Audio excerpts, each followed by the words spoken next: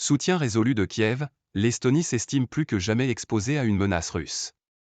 Cet État balte redoute que son importante communauté russophone soit instrumentalisée à des fins de déstabilisation.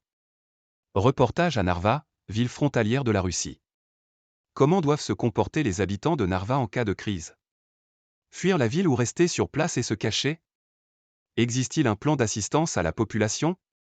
En ce 27 janvier, l'émission Studio Narva, diffusée sur ETV+, chaîne russophone de l'audiovisuel public estonien, démarre par des questions inattendues pour un samedi soir, et révélatrices de l'esprit du temps.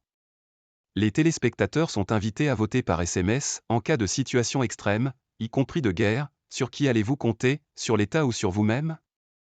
Avant le débat, un reportage portant sur des formations en secourisme et l'aménagement de sous-sols en abris sécurisés est diffusé. En cas de crise, la formule, répétée, est limpide, même si la Russie n'est pas une seule fois mentionnée.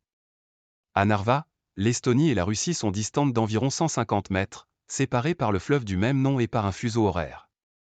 En ville, l'atmosphère de cette fin janvier est pourtant très calme. Face à la gare, Alexandre joue du violon pour tromper son ennui. Sa boutique de souvenirs artisanaux est vide. Avant, les voyageurs européens faisaient étape ici avant d'aller faire du tourisme en Russie. Et les Russes, eux, ne viennent plus, soupire-t-il. Des autocars en provenance de Tallinn, la capitale estonienne, marquent un arrêt avant de se diriger vers le poste frontière. Pour une poignée de jours encore, des trajets à destination de Saint-Pétersbourg continuent d'être assurés. Nous transportons des gens qui en ont besoin et qui ne soutiennent pas forcément la guerre en Ukraine. En l'absence de liaisons aériennes, il est important d'assurer un service minimal pour ceux qui ont de la famille de part et d'autre de la frontière, faisait valoir Ingmar Roos, directeur général de la compagnie Lux Express.